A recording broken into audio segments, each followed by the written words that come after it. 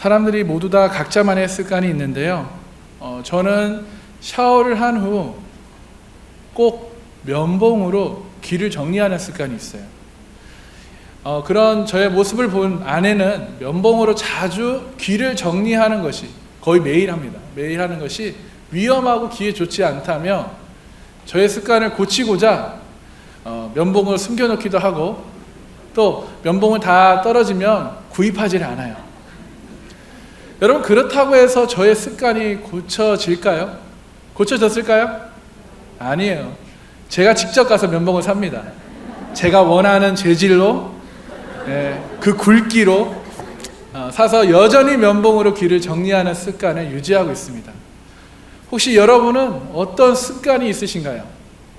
오늘은 우리가 습관에 대해서 함께 나눌 텐데요. 지난주에 말씀드린 것처럼 저도 이제 담임 목사님이 미국에 계시니까 이제 자주 연락을 드려야 되겠다라는 결단을 했잖아요. 또한 오늘이 이제 목사님 생신이라, 아버지 생신이라 전화를 드렸습니다. 화상 통화를 하다가 그때 김상태 목사님과 함께 계시더라고요. 그래서 이제 오늘 설교에 대해서 물어보시길래 이제 습관에 대해서 이제 말씀을 전합니다 하니까 김상태 목사님이 저한테 이렇게 말씀하시더라고요. 자식이 부모에게 이제 가질 수 있는 가장 좋은 습관은 현찰을 드리는 습관이다.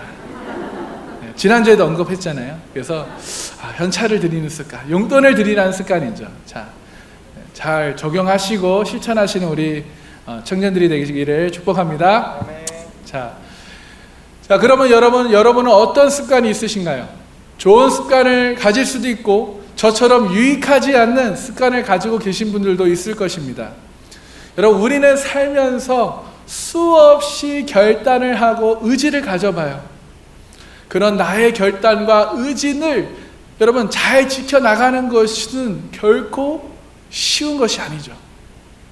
그래서 어떻게 보면 순간에 나의 의지보다 더 중요한 것은 내가 좋은 습관을 가지는 것, 이 좋은 습관을 만드는 것이 더 중요합니다.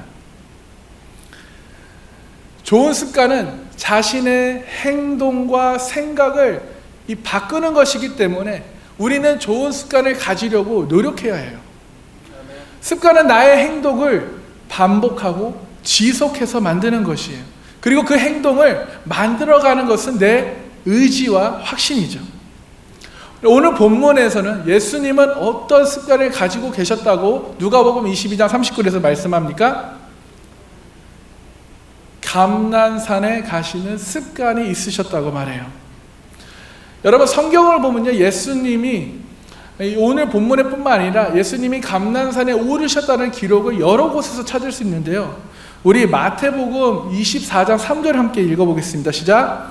예수께서 감난산 위에 앉으셨을 때 제자들이 조용히 와서 이르되 우리에게 이르소서 어느 때에 이런 일이 있겠사오며 또 주의 임하심과 세상 끝에는 무슨 징조가 있사오니까. 아주 심오한 질문을 하죠. 그 다음에 요한복음 8장 1절에는요 예수는 감난산으로 가시니라 라고 말씀하고 계셔요. 여러분, 예수님이 감난산에 왜 오르셨을까요? 우리 모두가 너무나 잘 아는 것처럼 예수님은 감난산에 기도하시는 습관이 있으셨던 것입니다. 그래서 오늘은 여러분 습관에 대해서 여러분과 나누고자 하는데요, 저는 이 말씀을 3월 초에 이 리더 컨퍼런스 중에 이 홀리한 간바라는 목사님의 설교를 통해 받은 은혜를, 그것을 제 삶에 적용하여 또 이것을 여러분들에게 다시 도전을 주고자 함께 나누고자 합니다. 여러분, 우리의 신앙이 매일 성장하면 얼마나 좋겠습니까? 정말 그리스도의 장성한 분량에 이르기 위해 또한 우리의 헌신과 열심이 하나님 안에서 또 풍성한 열매를 맺으며 큰 번성을 이루기 위해 여러분 우리는 좋은 습관을 가져야 합니다. 여러분, 크고 높은 건물을 짓기 위해서 지하를 깊게 파요. 깊게 가서 이 기초 공사를 아주 오랜 기간 동안 진행을 합니다. 그만큼 이 기초가 중요해요. 나무를 옮길 때도요, 뿌리를 땅속 깊이 심어주는 것이 중요하듯이 저와 여러분의 신앙이 성숙하고 또 우리의 사역이 큰 번성과 열매를 맺기 위해서, 하나님과 친밀한 관계를 맺기 위해서는 우리의 신앙의 기초부터 좋은 습관을 가지고 있어야 합니다. 여러분, 우리의 신앙이 성장하기 위해, 우리가 주님 안에서 열매를 맺기 위해, 또 주님과 친밀한 관계를 맺기 위해 우리에게 필요한 습관 3가지를 함께 나눌 텐데요. 첫 번째 습관은 하나님을 신뢰하는 습관이에요. 아멘. 우리 다 같이 한번 선포해 볼까요? 하나님을 신뢰하는 습관. 여러분, 어떻게 하면 하나님을 신뢰할 수 있을까요? 여러분, 한번 생각해 보십시오. 어떻게 하면 하나님을 신뢰할 수 있을까요? 우리가 하나님을 신뢰할 수 있는 것은 먼저 내가 하나님께 집중함으로써 하나님을 신뢰할 수 있는 것입니다. 여러분, 성경에 하나님을 온전히 신뢰한 사람 중 여럿이 있지만 그 많은 사람들 중에 한 명을 선택하자면 저는 다니엘을 선택하고 싶습니다. 다니엘서 1장 8절을 보면요, 이렇게 말해요. 다니엘은 뜻을 정하여 왕의 음식과 그가 마시는 포도주로 자기를 더럽히지 아니하리라 하고 자기를 더럽히지 아니하도록 이 환관장에게 말합니다. 여러분, 다니엘은 이 바벨론이라는 나라의 포로로 10대 나이에 잡혀와요. 여기서 다니엘이 뜻을 정하여 라는 말, 이 뜻이란 말, 여러분, 이 단어는 히브리어로 레브라고 하는데요, 이 뜻은 정말 마음과 심중, 정신, 의지를 말하고요, 정하다라는 표현은 이제 그 말대로 정하다, 임명하다, 두다라는 뜻이 있습니다. 즉 다니엘이 뜻을 정했다라는 표현은 하나님께 자기의 마음을 두었다 라는 말과 같은 것이에요. 곧 그는 10대 나이에 하나님을 향한 중심, 그의 신앙이 흔들리지 않기 위해 하나님께 집중하기 위해 뜻을 정해 하나님께 마음을 두었다라는 것입니다. 할렐루야. 여러분, 어린 10대의 나이에 정말 포로로 끌려가는 이 절망적이고 바꿀 수 없는 이 상황과 현실 속에서 하나님께 자신의 마음을 둔 이 다니엘을 하나님은 매우 매우 기뻐하셔요. 아멘. 여러분도 어떤 상황에서도 하나님의 마음을, 하나님께 마음을 두시는 하나님의 자녀가 되시기를 축복합니다. 또한 여러분, 다니엘 3장에서 우리가 너무나 잘 알고 있는 다니엘의 세 친구의 이야기가 나오죠.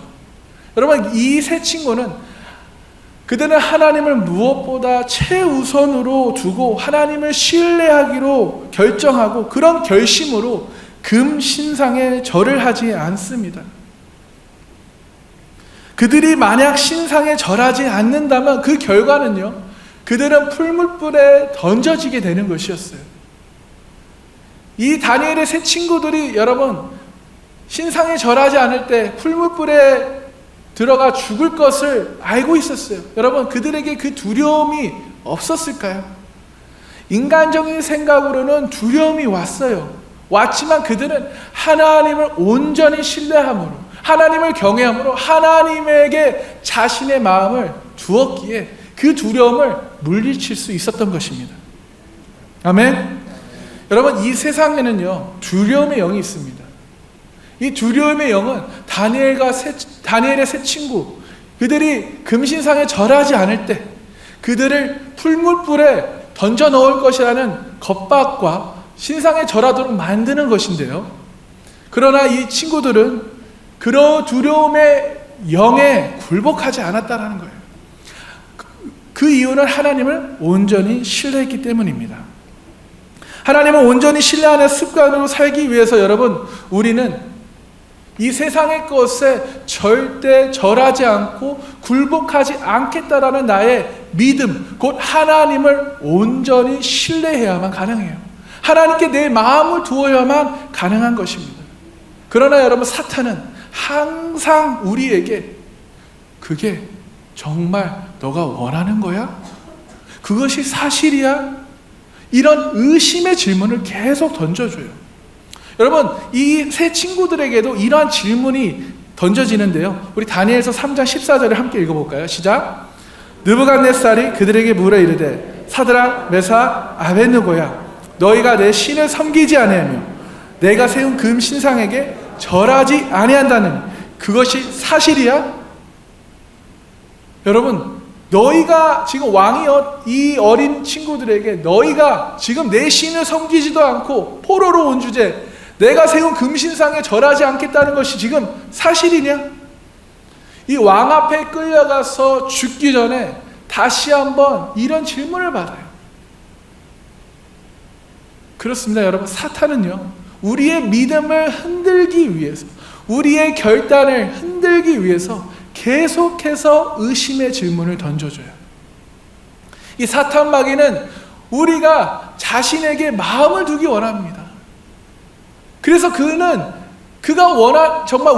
원하는 것을 우리에게 주입하려고 해요. 세상의 것은 매력적이야, 달콤해. 그러면서 우리에게 유혹의 손길이 다가옵니다. 여러분, 오늘 말씀을 통해 저와 여러분이 그 권력과 그 유혹 앞에서 결코 굴복하거나 우리가 결코 그 마음이 흔들려서 안 된다는 것을 깨닫기를 소망합니다. 여러분, 본인 스스로에게나 가족들 그리고 주변 사람들에게 이런 질문을 받아보셨나요? 하나님이 정말 살아계셔? 하나님이 너에게 어떤 축복을 하셨어? 야, 축복을 하셨는데 너는 왜 재정적으로 어려워? 하나님이 살아계신 것이 사실이야? 너는 하나님을 믿는다면서 왜 죄를 지어? 정말 하나님을 믿는 거 확실해? 하나님이 너와 함께 하시고 하나님의 약속이 이루어진다는데 너에게는 무엇이 바뀌었어? 하나님이 정말 너의 기도에 응답하셨어? 우리가 이런 질문을 들을 때가 있죠. 여러분, 이런 질문, 이런 속삭임을 들을 때 우리는 이 세 친구와 같은 답을 해야 될 줄 믿습니다. 여러분, 이 세 친구들은요, 왕 앞에 끌려가서도 그 권력 앞에서 이렇게 고백해요. 16절에 사드락과 메삭과 아벳느고가 왕에게 대답하여 이르되 느부갓네살이여 우리가 이 일에 대하여 왕에게 대답할 필요가 없나이다. 내가 당신에게 대답할 필요가 없습니다. 난 왕 당신이 두렵지 않아요. 내 믿음을, 내 의지를 흔들려고 해도 나는 안 흔들립니다. 그러면서 17절에 이렇게 고백합니다. 왕이여 우리가 섬기는 하나님이 계시다면 우리를 맹렬히 타는 이 풀무불 가운데서 능히 건져내시겠고 왕의 손에서도 건져내시리라. 아멘. 할렐루야. 아멘. 와, 10대 나이에 이 얼마나 여러분 강력한 선포입니까? 정말 하나님을 온전히 신뢰하지 않으면 이런 말을 감히 할 수 있을까요? 그것도 그 권력 앞에서요. 왕 앞에서. 그 죽음의 두려움 앞에서. 전혀 두려워하지 않고 왕 앞에서 믿음의 선포를 하는 이 친구들. 여러분, 우리에게 이런 믿음의 고백이 선포되기를 축복합니다. 또한 여러분, 이 사람들은요 18절에 이런 믿음의 고백을 하는데요, 이 고백이 정말 여러분과 저에게 있기를 축복합니다. 우리 함께 읽어볼까요? 시작. 그렇게 하지 아니하실지라도 왕이여 우리가 왕의 신들을 섬기지도 아니하고 왕이 세우신 금신상에 절하지도 아니할 줄을 아옵소서. 아멘. 함께 따라해 볼까요? 그렇게 하지 아니하실지라도, 그리 아니하실지라도. 아멘. 그렇습니다. 여러분, 내가 원하는 대로 안 될지라도, 내 기도에 하나님이 즉각 응답해 주지 아니하실지라도, 내가 손해보더라도 나는 낙심하지 않고 절망하지 않고 내 믿음이 흔들리지 않겠습니다. 나는 오직 주님 한 분만을 믿겠습니다. 하나님을 온전히 신뢰하는 자녀가 되겠습니다. 라는 이런 믿음의 고백이 저와 여러분께 있기를 소망합니다. 아멘. 우리는 여러분 어떤 상황과 환경에도 이 세 친구와 같은 반응을 보여야 할 줄 믿습니다. 이럴 때 이 세 친구들에게는 놀라운 하나님의 보호하심과 인도하심, 그 능력이 나타나는데요. 여러분, 왕은요 이 이야기를 듣고 매우 분노해요. 이놈들 봐라 하여 풀무불의 강도를 그 평소보다 7배 뜨겁게 하라고 명령하죠. 어찌나 뜨거운지 이 세 친구들을 불 가운데로 던진 사람들까지 태워서 죽였다라고 말해요. 그러나 여러분, 불 가운데로 들어간 이 세 친구들은 어떻게 되었나요? 정말 놀랍게도 전혀 타지 않았습니다. 할렐루야. 오히려 왕의 눈에 네 번째 사람이 그들과 함께 있어 걷는 것을 보았다. 그리고 놀란 그 말을 이제 기록되어 있는데요. 그러면서 28절, 29절에 왕이 이렇게 고백을 합니다. 느부갓네살이 말하여 이르되 사드락과 메삭과 아벳느고의 하나님을 찬송할지로다. 아멘. 그가 그의 천사를 보내사 자기를 의뢰하고 그들의 몸을 바쳐 왕의 명령을 거역하고 그 하나님 밖에는 다른 신을 섬기지 아니하며 그에게 전하지 아니하는 이 종들을 구원하셨도다. 아멘. 그러면서 왕이 조서를 내려요. 조서를 써서 각 백성, 각 나라, 각 언어를 말하는 자가 모두 이 사드락과 메삭과 아벳느고의 하나님께 경솔히 말하거늘 그 몸을 쪼개고 그 집을 거름토로 삼을 것이다 라고 조서를 내립니다. 왜냐하면 이같이 사람을 구원할 다른 신이 없다. 아멘. 여러분 믿으십니까? 사람을 구원하실 하나님이 우리 하나님 한 분밖에 없음을 이 시간 믿습니다. 이렇게 여러분, 하나님께 뜻을 정한 사람들에게는, 또 하나님에게 자기의 마음을 둔 사람에게는 하나님을 온전히 신뢰할 수 있는 믿음이 있다라는 것이에요. 또한 하나님은 그 사람 마음 중심을 보시고 그 믿음대로 역사하십니다. 아멘. 하나님의 능력을 나타내셔요. 또한 그 일로 하나님께서는 영광을 받으십니다. 여러분, 저와 여러분이 하는 모든 일에는 하나님에 대한 믿음과 신뢰 안에서 행해야 될 줄 믿습니다. 하나님을 신뢰하면 여러분, 하나님께서는 하나님의 방법으로 하나님의 때에 역사하실 줄 믿습니다. 그렇습니다. 여러분, 사탄의 목적은 우리를 금신상에 절하게 하는 것이죠. 곧 세상의 것에 우리가 유혹되어 우리를 죄의 종으로 만드는 것이, 우리는 다니엘의 이 세 친구처럼 세상에 절하지 않고 굴복하지 않고 끝까지, 언제까지요? 죽을 때까지 우리는 하나님을 신뢰해야 될 줄 믿습니다. 그래서 여러분, 우리는 세상에 그 어떠한 억압에도 굴하지 않고 그 어떤 환경과 상황에도 나의 육신의 현실에도 하나님을 온전히 신뢰하시는 하나님의 복된 자녀가 되시기를 축복합니다. 아멘. 자, 두 번째, 우리의 신앙과 신앙의 성장과 사역의 이 번성을 이루기에 우리가 가져야 할 두 번째 습관은 바로 하나님의 과정을 신뢰하는 것이에요. 우리 함께 따라해 볼까요? 하나님의 과정을 신뢰하는 습관. 그렇다면 여러분, 하나님의 과정을 신뢰한다는 것 무슨 의미일까요? 하나님의 과정을 신뢰한다는 것은 우리가 결과에 집중하는 것보다 이 과정에 더 집중한다는 것이에요. 여러분, 야고보서 2장 17절에 이렇게 말씀합니다. 이와 같이 행함이 없는 믿음은 그 자체가 죽은 것이라. 아멘. 행함이 없는 믿음은 죽은 믿음이라는 것이에요. 여러분에게 믿음이 있다 하면서 여러분 행함이 없다면 그것은 죽은 믿음이라는 거예요. 죽은 믿음. 여러분, 살아있는 믿음을 원하시는 줄 믿습니다. 그래서 여러분, 우리 상관교회 매주 외치는 비전 선포 있죠? 비전 선포 하면 12제자 삼고 100살 살면 믿음의 가족을 이루자. 그러면서 하나님께서 말씀하시고 내가 선포하면 하나님 행하신다. 이렇게 믿음의 선포를 하잖아요. 우리는 예수님처럼 12명의 제자를 삼고 144명의 믿음의 가족을 이루는 것을 우리가 목표로 두고 열심히 복음을 전하며 전도해야 될 줄 믿습니다. 우리가 초자연적인 믿음을 경험하기 위해서는 우리의 믿음뿐만 아니라 행함도 필요한 것이에요. 아멘. 우리의 믿음의 고백뿐만 아니라 행함이 필요하다는 것이에요. 그렇다면 여러분, 어떻게 우리가 그 과정을 신뢰할 수 있을까요? 어떻게 이 성장의 과정에 집중해서 우리가 원하는 그 결과, 열매를, 그 번성을 얻을 수 있을까요?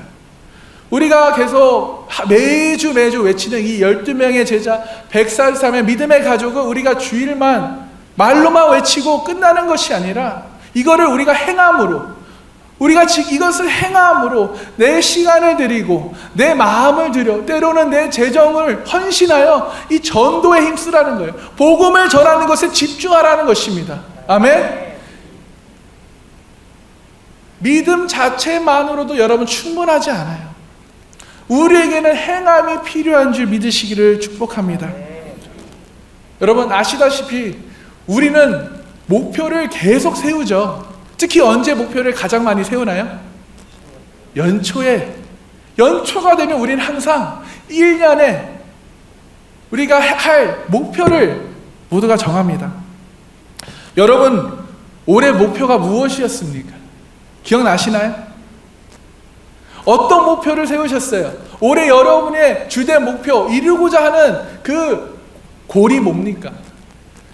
목표를 정하는 것도 여러분 중요해요. 그렇지만 그 목표를 이룰 수 있는 시스템을 구축하는 것이 더 중요하다는 것을, 그 과정이 더 중요하다는 것을 깨닫기를 바랍니다. 여러분, 우리 크리스천에 있어서 우리의 목표는 이 믿음의 영역이에요. 하나님께서 우리가 믿음으로 세운 이 목표를 이루어 주실 거라는 이 온전히 신뢰하며 주님께 선포하며 기도하며 나가죠.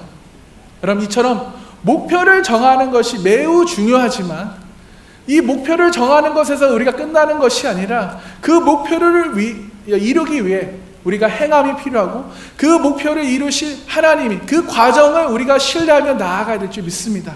그래서 이것을 우리 바로 과정이라는 단계인데요. 많은 사람들은 이 목표만 세워놓고 그 목표에 맞는 계획도 없고 뒤따르는 행함이 없다면 여러분 이 목표는 단순히 바램, 허상으로 끝나는 것이에요. 그래서 우리는 결과보다 과정에 집중해야 한다는 것입니다. 믿음으로 목표를 정하고 그 목표에 행함을 더해 우리의 삶을 향한 하나님의 비전을 나를 통해 이루어 가시기를 우리는 구해야 합니다. 우리의 믿음이 성장의 길로 가야 될 줄 믿습니다. 여러분 고린도전서 9장 24절에 우리 함께 읽어볼까요? 시작. 운동장에서 다름질하는 자들이 다 달릴지라도 오직 상을 받는 사람은 한 사람인 줄을 너희가 알지 못하느냐. 너희도 상을 받도록 이와 같이 다름질하여라. 아멘. 사도 바울이 지금 우리에게 말하고 있는 한 가지 중요한 진리가 무엇입니까? 모든 사람에게는 목표가 있다라는 것이에요. 그러나 성경 본문에서 오직 한 사람만이 상을 받는다고 말해요. 그러니까 전부 다름질해야 되지만 그냥 우연히 그냥 뭔가 이루어지는 삶을 살지 말라고 하나님이 말씀하고 계시는 겁니다. 너희도 저와 여러분도 상을 받도록 다름질하여라. 최선을 다해라. 목표를 세우는 것만 거기서 끝나지 말고 목표를 이루기에 다름질해라, 행하라, 최선을 다하라 라고 말씀하고 있는 것입니다. 여러분 우리 스스로를 돌아볼 필요가 있어요. 내가 성장하고 있는지, 내가 하나님과 친밀한 관계를 맺고 있는지, 나는 하나님이 주신 그 열매를 내가 취하고 있는지를 점검해야 될 줄 믿습니다. 여러분이 목표를 이루기에 지금 다름질하고 있는지, 내가 행하고 있는지, 아니면 누워 쉬고 있는지, 그냥 알아서 될 대로 되라 하고 있는지 우리는 늘 점검해야 해요. 그러므로 하나님 앞에서, 하나님 안에서 한 단계 한 단계 성장해 가시기 위해 열심히 다름질하시는, 최선을 다하시는 하나님의 복된 성도님들이 되시길 축복합니다. 여러분 실제로 있었던 일을 한 가지 나누기 원하는데요. 2003년에 영국 사이클 국가대표팀의 이 퍼포먼스 디렉트 코치로 데이브 브레일스포드라는 사람이 이제 부임했어요. 2000년대 초반까지 영국의 이 사이클 국가대표팀은 오랜 기간 동안 단 하나의 금메달밖에 없었어요. 이 팀이 받은 그 금메달은요, 100년 전 1908년에 딴 메달이었던 거예요. 이 팀이 금메달을 획득하는 것은요, 전혀 기대할 수 없는 일이었습니다. 그들은 금메달을 따는 상상조차 할 수 없었던 그런 절망적인 팀이에요. 어쩌다가 은메달이라도 따게 되면요, 정말 이 영국의 큰 자랑이었어요. 정말 대단하고 엄청 그렇게 칭찬을 했던 것이었습니다. 이 팀의 실적이 너무나 형편없기 때문에 여러분, 유럽의 사이클 제조 회사들은 이 영국 사이클 국가대표팀에 자신의 그 제품을 후원하는 것을 꺼려할 정도였어요. 왜냐하면 이 영국 팀의 저조한 성적 때문에 사이클 자전거 판매에 부정적인 영향을 주지 않을까라고 우려했기 때문이에요. 이 정도로 이 팀은 엉망이었습니다. 그런데 이 데이브라는 사람이 이 팀을 맡을 때 그는 어떤 것도 잃을 게 없을 정도로 무너버진 팀을 함께 일하기 시작했고, 한계 이익들의 집합이라는 원리를 팀에 적용했어요. 이 한계 이익들의 집합이란 다음과 같은 아이디어에서 비롯되었는데요. 사이클 경주와 관련해서 생각할 수 있는 것, 필요한 모든 것을 세부적으로 하나하나씩 다 나누고, 그런 다음 이 세부적인 거 하나부터 시작해서 1%씩 개선해 나가면 결국에 이 개선된 부분들이 쌓여서 상당한 효과를 낸다는 것입니다. 그리고 이는 그렇게 얘기해요. 우리는 이제 사이클 경주에 관한 모든 것을 다룰 것입니다. 그리고 사이클 경주에 연관된 모든 것들을 나눈 다음 1%씩 우리 개선해 나갑시다. 그들은 정말로 광범위한 부분에서 작은 것들까지 조금씩 이 개선하기 시작하는데요. 그 중에 하나를 얘기하자면 경기 후에 우리 근육 회복을 위해 바르는 이 마사지 젤도 바꿨다라는 거예요. 그들은 많은 종류의 마사지 젤을 사용하면서 결국 그들에게 가장 적합한 제품을 찾아 사용했다고 합니다. 또한 외과 전문의를 고용해서 선수들이 배울 수 있는 자리를 마련해 주었어요. 외과 전문의들이 와서 손을 어떻게 씻어야 하는지, 어떻게 바이러스 감염을 피할 수 있는지, 그래서 컨디션을 조절할 수 있는지에 대한 강의를 해줬다는 거예요. 아주 단순한 것이지만, 사소한 것이지만, 작은 것이지만 그 1%가 개선되었을 때는 아주 강력한 효과를 보였다는 것입니다. 우선 그들은 이 세균 감염과 질병을 피하기 위해서 손 세정제를 사용했고, 또한 그들은 베개와 매트리스까지 직접 골랐어요. 왜냐하면 각종 토너먼트 경기 투어에 참여하기 위해 이 유럽 전역을 돌아다니면서 이제 그 고른 개인의 매트리스와 베개를 사용했다는 것입니다. 또한 선수들의 유니폼과 자전거 표면에 작용하는 이 타이어 무게까지 1%씩 개선해 나갔다는 거예요. 그들은 이렇게 1%씩 개선했습니다. 사이클 경주에 관한 모든 분야를 나누어서 그들은 작은 것부터 시작해 1%의 개선의 법칙을 적용했을 뿐인데, 그들에게는 아주 놀라운 일들이, 이 개선의 효과가 나타났다는 것이에요. 그것은 바로 8년 후에 2008년 베이징 올림픽 경기가 열렸을 때입니다. 그때 영국 국가대표팀들은 이 베이징 하계 올림픽 대회에 이 사이클 도로 종목과 트랙 종목을 장악했다라는 것이에요. 그들은 총 금메달 중에 80%나 석권하는 쾌거를 이룹니다. 여러분, 메달을 꿈도 못 꾸는 팀이 이제는 다수의 메달을 따는 팀이 되어버린 것이에요. 그리고 몇 년 후에는 이 투르터 프랑스 대회에서 우승한 사람이 나오고요. 계속해서 이 대회에서 우승하는 사람들이 나오는데요. 자, 이 우승하면서 이 노력의 결과가 이렇게 올림픽에서 나타나게 됩니다. 여러분, 결과는 즉시 나타난 것이 아니었어요. 그러나 그들은 작은 것을 개선하는 데 집중했다는 것이에요. 여러분, 우리는 작은 것들에 소홀할 때가 많습니다. 그렇기 때문에 사도 바울은 너희도 상을 받도록 이와 같이 다름질하라고 권면한 것입니다. 여러분, 다름질하시기를 소망합니다.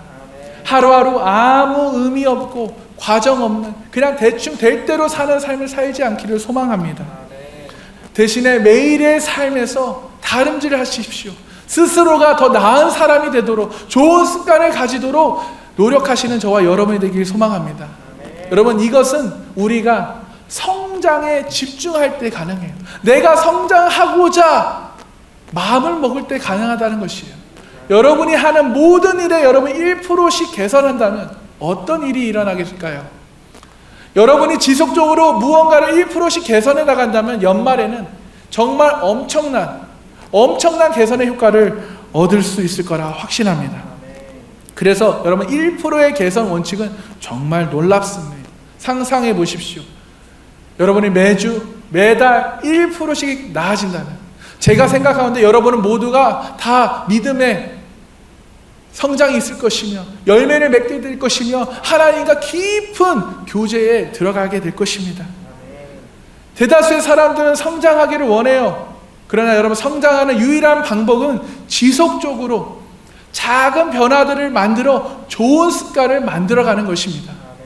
작지만 지속적으로 변화들을 만들어가는 것이 가끔 한번 결단하고 의지를 갖고 변하는 것보다 훨씬 더 큰 효과를 만들어낸다는 것이에요. 저도 여러분 1%의 개선 이 원칙을 듣고 나서 저의 삶에 적용했습니다. 아직 2달밖에 되지는 않았지만 저의 삶에도 조금의 변화가 일어나고 있어요.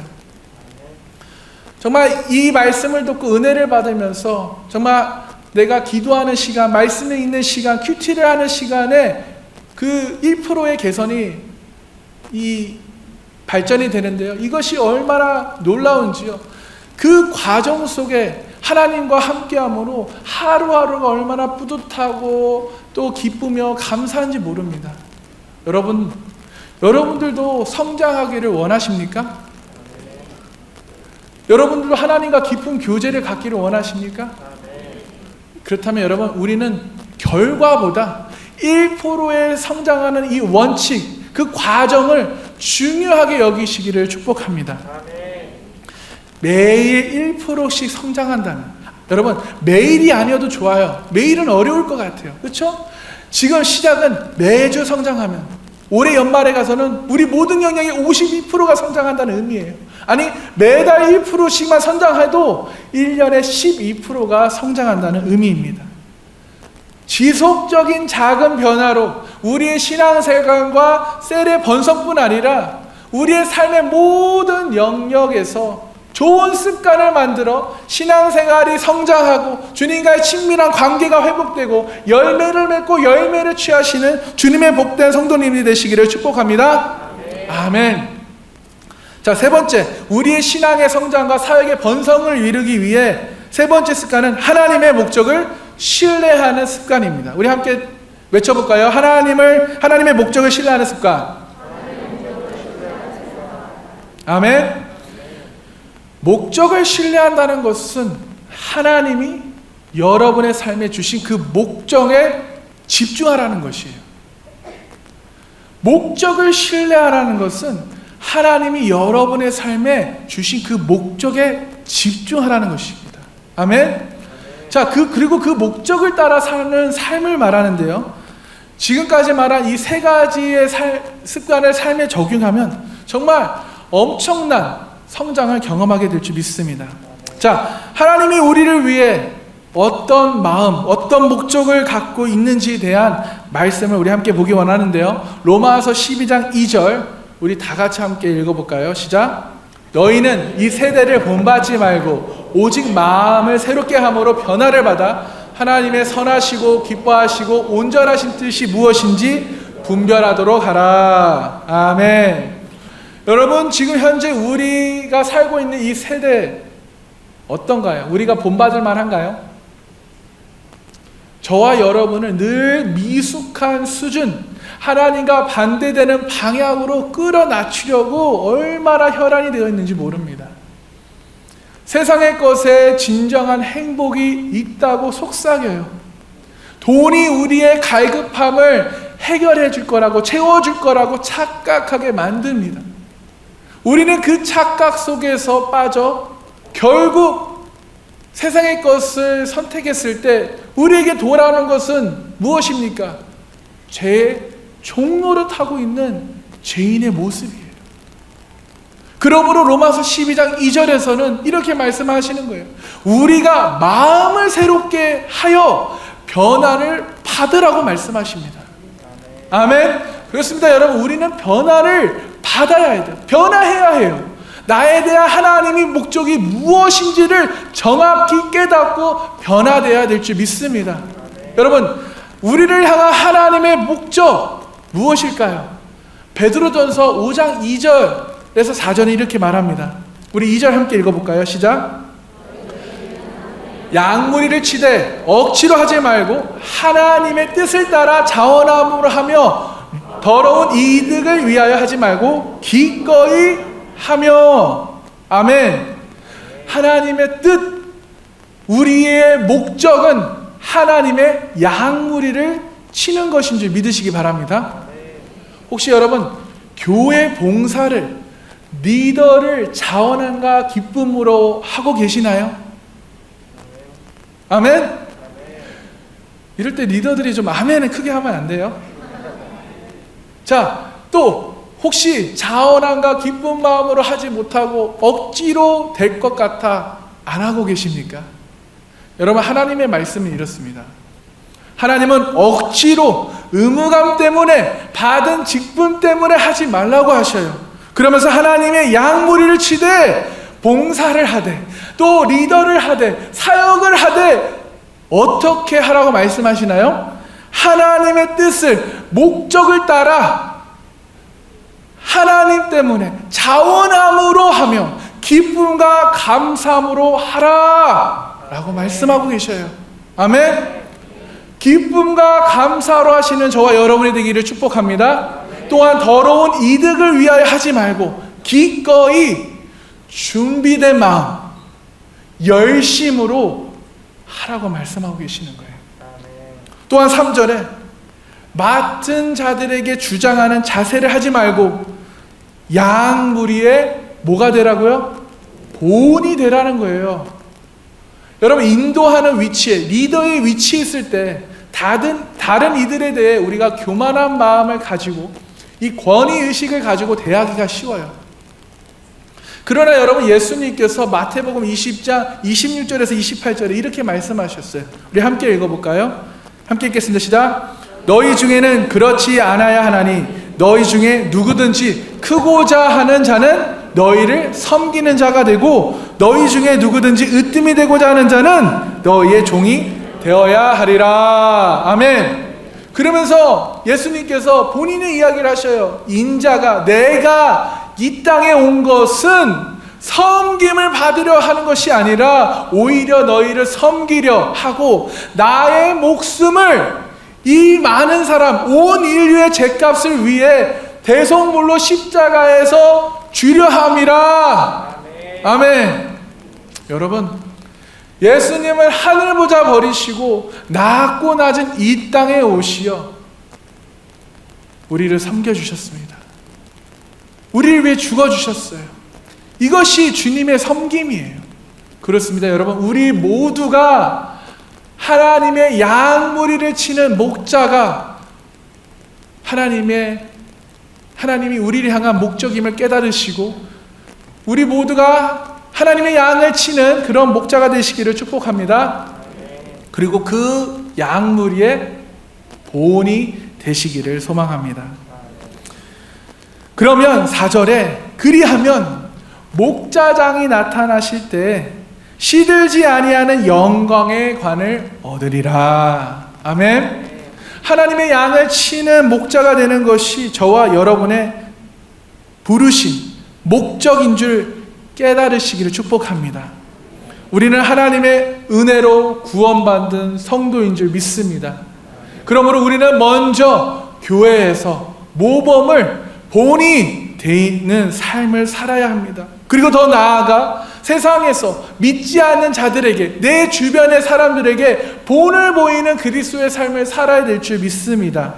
그러므로 교회와 세상에서 본이 되며 하나님의 양을 치는 목자가 되기로 결단하시는, 내가 교회에서 리더로 또 봉사로 사역을 하는 것을 감사와 기쁨으로 하시는 주님의 복된 성도님들이 되시기를 축복합니다.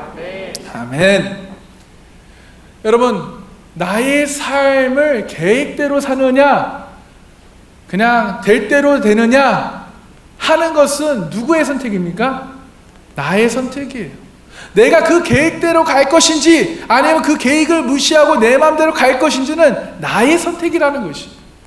여러분, 하나님의 목적에 맞는 삶을 살기로 선택하시고 결정하기를 축복합니다. 여러분의 시간과 관심을 하나님께, 하나님의 목적에 집중하기를 소망해요. 여러분이 하나님의 목적에 집중하면 여러분, 모든 것들이 변할 것이에요. 내가 하나님의 목적에 집중하면 모든 것이 변하게 될 줄 믿습니다. 여러분에게는 하나님의 목적이 있음을 믿으시기를 축복합니다. 그러나 여러분, 아까도 말씀드렸듯이 이 원수 사탄은 여러분에게, 너에게는 목적이 없어, 너는 그냥 우연히 태어난 존재야, 너는 혼자야, 이렇게 계속 의심에 질문을 한다는 것이에요. 여러분, 하나님은 의도적으로 목적을 가지고 저와 여러분을 창조하셨어요. 믿으십니까? 그러므로 우리는 우선순위를 정하고 일관성을 유지해야 합니다.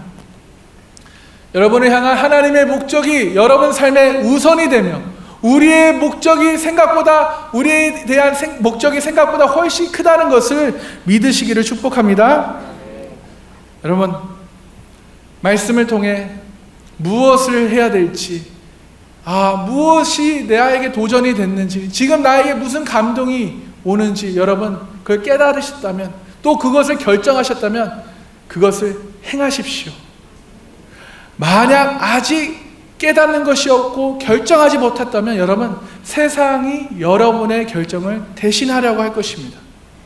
그래서 여러분, 우리가 신앙생활을 하면서 수없이 많은 결단을 하고 앞으로도 할 것입니다. 이렇게 해야겠다라고 결단하고 의지를 가져볼 것입니다. 이번에는 하나님과 더 가까운 신앙생활을 해야지, 기도를 더 열심히 해야지, 정말 성경 일독을 꼭 해야지, 정말 매년마다 반복되는 나의 결단. 하지만 그 의지를 가져보지만 잘 지켜나가는 것은 결코 쉽지 않아요. 그래서 여러분, 순간의 의지보다, 이 순간의 은혜보다 더 중요한 것은 좋은 습관을 만드는 것임을 깨닫기를 소망합니다. 작은 것을 개선하여 좋은 습관을 만들어 가시는 그런 우리 상강교회 성도님들이 되시기를 축복합니다. 이 좋은 습관은 자신의 행동과 생각을 바꾸는 것이에요. 그래서 저와 여러분, 오늘부터 여러분, 우리는 원수 사단의 속삭임을 우리는 듣지 않기를 소망합니다. 오직 하나님을 온전히 신뢰하는 습관, 하나님의 과정을 온전히 신뢰하는 습관, 하나님의 목적을 신뢰하는 습관을 가지시기를 축복합니다. 또 그것을 위해, 내가 좋은 습관을 가지기 위해 내가 변화되어야 하는 것이 무엇인지를 여러분 적어 보십시오. 그리고 그것을 1%씩, 한 달에 1%씩 개선해 나가시는 그런 계획을 세워 보십시오. 아멘.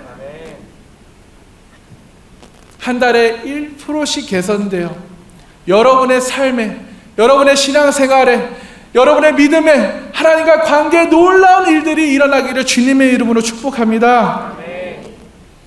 그리하면 베드로 5장 4절에 아까 읽은 것처럼, 그리하면 목자장이 나타나실 때에 시들지 아니하는 영광의 관을 얻으시는, 그 영광의 관을 쓰시는 주님의 복된 자녀들이 되시기를 주님의 이름으로 축원합니다.